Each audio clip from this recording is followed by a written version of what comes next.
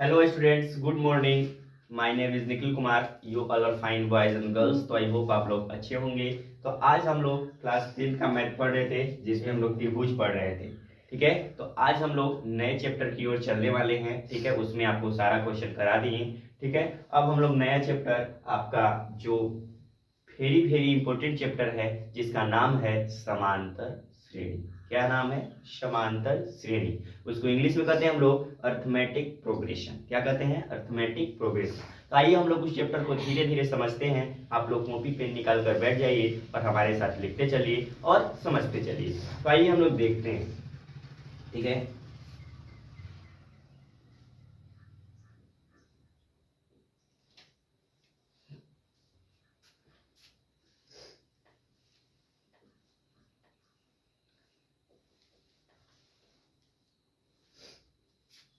समांतर श्रेणी. समांतर श्रेणी जिसको कहते हैं इंग्लिश में एरिथमेटिक प्रोग्रेशन. एरिथमेटिक प्रोग्रेशन जिसको शॉर्ट में हम लोग एपी के नाम से भी जानते हैं. एपी के नाम से भी जानते हैं. तो आइए हम लोग समझते हैं एपी है क्या. इससे रिलेटेड जो क्वेश्चन है आपकी एक्सरसाइज में उसको समझेंगे और धीरे धीरे हम लोग समझेंगे कि एपी है क्या. देखिए एक्चुअली समांतर श्रेणी होता क्या है. देखिए समांतर श्रेणी कहने का मतलब ये है कि मान लीजिए क्या हम लिखते हैं 2 4 6 8 10 ऐसे ही लिखते चलते हैं. तो देख रहे हैं सब के बीच कितना का डिफरेंस है? 2 का डिफरेंस है. यहाँ भी 2 का डिफरेंस है. यहाँ भी 2 का डिफरेंस है. यहाँ भी 2 का डिफरेंस है. तो एक निश्चित डिफरेंस के साथ जो क्रम आगे बढ़ता है उसी को कहते हैं, वैसे ही श्रेणी को कहते हैं हम लोग समांतर श्रेणी. ठीक है, क्या कहते हैं? समांतर श्रेणी. एक देखिए निश्चित क्रम के साथ सबके बीच 2-2 का अंतर है. क्या का अंतर है? 2-2 का अंतर है.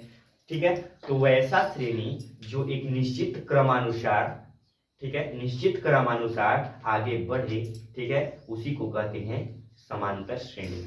आपको क्लास 10th में अर्थमेटिक प्रोग्रेशन समांतर श्रेणी के बारे में पढ़ना है, लेकिन आप लोग 11th 12th में जाइएगा तो और भी समांतर श्रेणी के 3 प्रकार होते हैं. एक होता है समांतर श्रेणी, गुणोत्तर श्रेणी और आसमत श्रेणी. ठीक है, तो मुख्य रूप से आपको समांतर श्रेणी के बारे में क्लास 10th में पढ़ना है. इससे रिलेटेड आपके बोर्ड एग्जाम में क्वेश्चन आते हैं. तो आइए हम लोग समझते हैं समांतर श्रेणी होता क्या है. इससे रिलेटेड फॉर्मूला पढ़ते हैं. ठीक है, और क्वेश्चन भी करते हैं. ठीक है, तो देख लीजिए आपको मेनली इसमें हम 3-4 बात बताएंगे, उससे आपका फॉर्मूला जो क्लियर हो जाएगा. पहले तो हम लोग समझ लेंगे समांतर श्रेणी. समांतर श्रेणी, ठीक है. उसके बाद हम लोग समझेंगे दूसरा शार्व अंतर. शार्व अंतर, ठीक है. उसके बाद इसमें समझेंगे हम लोग, ठीक है. पहले 2 बात जान लेते हैं, उसके बाद हम लोग आगे बढ़ेंगे. देखिए समांतर श्रेणी तो आपको समझ में आ गया होगा. ठीक है, अब देखिए हम एक एपी लेते हैं. क्या लेते हैं? एपी. ठीक है, मान लीजिए कि हम एपी लेते हैं. शॉर्ट में किस इस समांतर श्रेणी को एपी कहते हैं, अर्थमेटिक प्रोग्रेशन. ठीक है, मान लीजिए हम एपी लेते हैं 2 4 6 8 डॉट डॉट डॉट डॉट. ठीक है, एपी ले लिए. तो देखिए ये जो अंतर है सबके बीच, इसको हम लोग कहते हैं कॉमन डिफरेंस. क्या कहते हैं? Common difference. शार्व अंतर. क्या कहते हैं? Common difference. Common difference. ठीक है, इसको हिंदी में कहते हैं हम लोग शार्व अंतर. इसको प्रायः स्मॉल डी से सूचित करते हैं. ठीक है, इसका फॉर्मूला होता है d = a2 - a1. ठीक है, a2 - a1. और देखिए इसमें जो प्रथम है इसको कहते हैं प्रथम पद. क्या कहते हैं? प्रथम पद. क्या कहते हैं? प्रथम पद कहते हैं. First term. इसको a से या a1 से हम लोग सूचित करते हैं. किस चीज से? a से या a1 से. फिर तो a2 a3 a4. ठीक है, यानी देखिए आपको ऐसे जाता है क्रम. एपी की बात करें तो a1 a या a1 भी लिख सकते हैं. a1 a2, ठीक है, a3 a4. ठीक है, a4 dot dot dot dot an तक आपको जाता है. ठीक है, ये देखिए आपका प्रथम पद है. प्रथम पद है, फर्स्ट टर्म है. ये देखिए आपका अंतिम पद है. क्या है? अंतिम पद है. अंतिम पद है. ठीक है, क्या है, अंतिम पद है। ठीक है, तो देखिए प्रथम पद यही होता है, फर्स्ट टर्म को हम लोग ए से सूचित करते हैं, या A1 भी आप लोग लिख सकते हैं। ठीक है, अब देखिए सार्वंतर क्या होता है, इसको A2 माइनस A1 हम लोग करते हैं, A2 माइनस A1, फिर ठीक है A3 minus A2, A4 minus A3, dot dot dot dot, ऐसे ही मतलब ये आपका जो सार्वंतर है बढ़ते जाता है। क्या होता है, बढ़ते जाता है। तो आइए हम लोग समझते हैं अब इससे रिलेटेड फॉर्मूला। तो इसको आप लोग शॉर्ट में कहीं लिख सकते हैं, लिख लीजिए। ठीक है, इसको लिख सकते हैं an, आगे इसको फॉर्मूला बढ़ाकर लिख लीजिए an, ठीक है, माइनस an माइनस 1, यही आपका d is equal to formula. मतलब ये सब आपको फॉर्मूला ध्यान नहीं रखना है, क्या रखना है कि जो एपी मान लीजिए कि आपको दिया है, नेक्स्ट टर्म में से आपको फर्स्ट टर्म घटाना है तो सार्वंतर मिलेगा, फर्स्ट टर्म को तो प्रथम पद करते ही हैं, जो लास्ट में अगर दिया रहेगा तो उसको एनवा पद यानी एन से सूचित करते हैं। क्या करते हैं, एन से सूचित करते हैं। तो देखिए इससे रिलेटेड हम एक फार्मूला लिखते हैं, क्या लिखते हैं, फार्मूला। ठीक है, देखिए इससे रिलेटेड फार्मूला है an is equal to a plus n minus 1 into d, यही एक फार्मूला है। इससे हम लोग निकाल सकते हैं अंतिम पद। क्या निकाल सकते हैं, अंतिम पद। ठीक है, तो देख लीजिए इसमें an जो है, जहां जहां an इज इक्वल टू अंतिम पद, कहीं कहीं बुक में आपको an के जगह tn भी मिलेगा। ठीक है, तो घबराइएगा नहीं, अंतिम पद। ठीक है, a इज इक्वल टू प्रथम पद। ठीक है, d इज इक्वल टू सार्वंतर, कॉमन डिफरेंस, सार्वअंतर। ठीक है, और n इज इक्वल टू पदों की संख्या, क्या जी, पदों की संख्या। ठीक है, तो यही आपका एक फार्मूला है जिससे हम लोग जो आपका फर्स्ट एक्सरसाइज है, एक्सरसाइज 5.1, उसमें हम लोग क्वेश्चन को समझेंगे। तो इस फार्मूला को आप लोग नोट कर लीजिए अपने कॉपी में, तो हम लोग कुछ क्वेश्चन आपको बता देंगे। ठीक है, उसके बाद आप लोग खुद से सॉल्व कीजिएगा। तो जल्दी से ये फार्मूला को आप लोग नोट करिए अपने कॉपी में।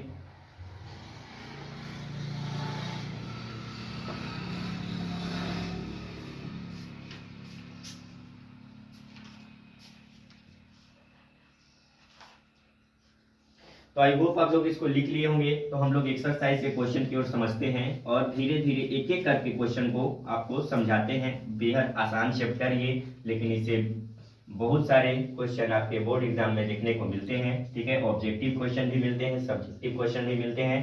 ठीक है, तो इसको पढ़ना बेहद ही जरूरी है। ठीक है, तो आप लोग धीरे धीरे पढ़ते रहिए और समझते रहिए। ठीक है, फार्मूला नोट कर लिए होंगे। तो आइए हम लोग एक्सरसाइज आपका 5.1 है एनसीईआरटी, ठीक है, उसमें हम लोग समझते हैं क्वेश्चन को। ठीक है, तो देख लीजिए एक्सरसाइज आपका यहाँ लिख देते हैं 5.1।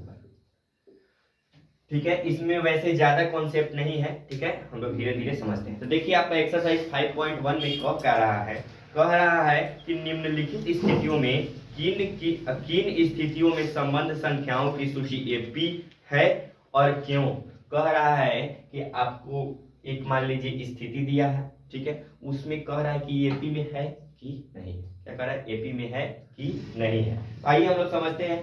फर्स्ट क्वेश्चन आपका कह रहा है फर्स्ट। ठीक है, देखिए क्या कह रहा है कि प्रत्येक किलोमीटर के बाद का टैक्सी का किराया, जबकि प्रथम किलोमीटर के लिए किराया 15 रुपए और प्रत्येक किलोमीटर के लिए किराया 8 रुपए है। तो देखिए इसमें कह रहा है, देखिए मान लीजिए टैक्सी का किराया 15 रुपए है। कितना, 15 रुपए।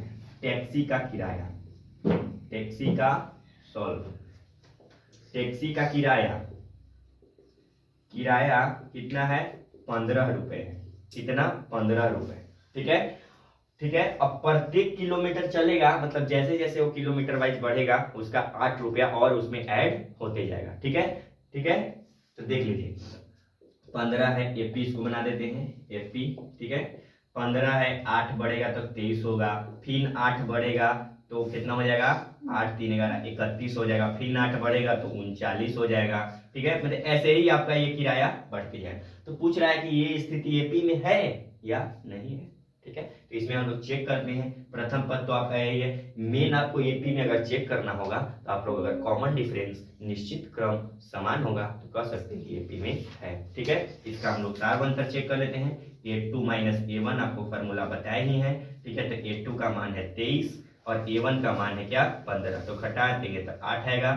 फिर अगर चेक करेंगे तो A3 माइनस A2 कर लेते हैं, 31 माइनस क्या कर लेते हैं 23, तो ये भी आपका 8 है। यानी इसका जब कॉमन डिफरेंस समान है तो कह सकते हैं कि जो क्रम है एपी में है। क्या कह सकते हैं कि क्रम जो है एपी में है, यानी हम लिख सकते हैं कि यह एपी में है, एपी में है। तो यही आपका चेक करना था। ठीक है, तो इसमें जो है फर्स्ट नंबर क्वेश्चन हम बताएं, सेकंड, थर्ड, ठीक है, फोर्थ का क्वेश्चन का फॉर्मूला हम लिख दे रहे हैं। इसमें चक्रवृद्धि ब्याज के बारे में कह रहा है तो फॉर्मूला इसमें लिख दे रहे हैं। चक्रवृद्धि ब्याज A is equal to amount is equal to P plus R बटा पी प्लस, देखिए पी प्लस या पी इंटू यहाँ होता है, पी इंटू होता है 1 प्लस आर बटा 100 के पावर n होता है। ठीक है, ये है चक्रवृद्धि ब्याज बराबर फॉर्मूला। इसमें आप लोग रखिएगा। एक पूछ रहा है कि वर्षों का, कह रहा है कि खाते में प्रत्येक वर्ष का मिश्र धन जबकि 10,000 रुपए है की राशि है तो 8% वार्षिक ब्याज की दर से चक्रवृद्धि ब्याज जमा की जाती है। ठीक है, तो मतलब प्रत्येक वर्ष के लिए पूछा जाता है। यहाँ 1 वर्ष 2 वर्ष 3 वर्ष रखिएगा। आप इसको सॉल्व करते जाइएगा, फिर बाद में इसका कॉमन डिफरेंस चेक करिएगा तो आपको पता चल जाएगा कि एपी में है कि नहीं है। तो इसको आप लोग नोट कर लीजिए और खुद से ये कर लीजिएगा। 4 नंबर क्वेश्चन है, हम लोग सेकेंड नंबर क्वेश्चन की ओर चलते हैं। इसको आप लोग जल्दी से नोट करिए अपने कॉपी में।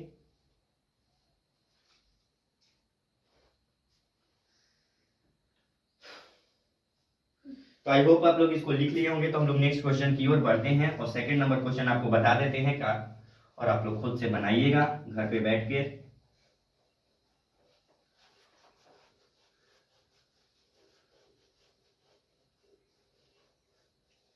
देखिए नेक्स्ट क्वेश्चन कह रहा है कि दी हुई एपी के प्रथम 4 पद लिखिए। कितने पद लिखना है? 4 पद लिखिए, जबकि प्रथम पद ए तथा सारवर्तक निम्नलिखित हैं। तो बेहद आसान क्वेश्चन है, देख लीजिए। कह रहा है इसमें कि कितने पद लिखना है? 4 पद लिखना है। 4 पद लिखें। क्या कह रहा है? 4 पद लिखें। ठीक है, तो इसमें जो दिया है आपका फर्स्ट क्वेश्चन में ए का मान दिया है लल्ला 10, क्या दिया है 10, डी का मान भी दिया है 10, क्या दिया है 10। तो कह रहा है कि प्रथम 4 पद लिखे। क्या लिखें? प्रथम 4 पद लिखे। तो आइए आपको प्रथम 4 पद बताते हैं क्या। ठीक है, तो देखिए पहले लिखेंगे फर्स्ट पद यानी प्रथम पद लिखेंगे, प्रथम पद। तो प्रथम पद तो आपका यही होता है। ठीक है, तो ये 10 है। ठीक है, द्वितीय पद लिखेंगे हम लोग, द्वितीय पद तो क्या हो जाएगा आपका? द्वितीय पद क्या होता है? ए प्लस डी होता है। क्या होता है?